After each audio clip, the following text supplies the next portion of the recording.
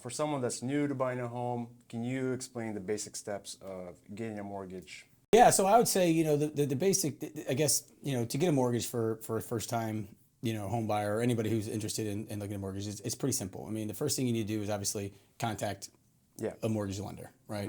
Maybe a referral from your agent, whomever it may be, right? Contact the mortgage broker. You're gonna have to fill out an application, Yep. right? Either speak to them via phone. I'm still somebody, I've been in the industry for so long. Maybe I'm, maybe I'm an old guy. I don't know, but I there are times where I still like to speak to people over the phone or in person. Oh, yeah. Yeah. Just because it's a huge investment, and I think it's really important for people to work with people they trust. I totally agree with you. For something as big as a real estate purchase, which for most people is the biggest investment in their lives, Right.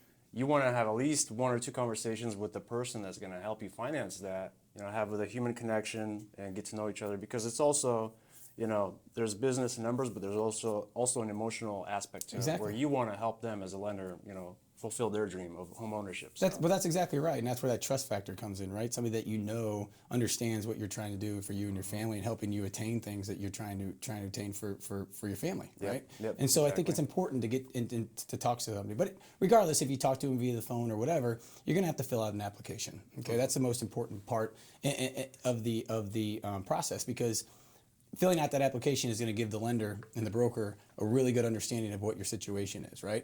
And then based off of some simple questions that you're going to answer, employment, right? You got to have a 2-year work history. It doesn't mean you have to work at the same place for 2 years, but they like to see that you've been in that industry and that job for 2 years, right? So they're going to look at that. Then they're going to look at your income and make sure that, hey, when you're out there looking for a home, how much can you afford, right? Which is extremely important.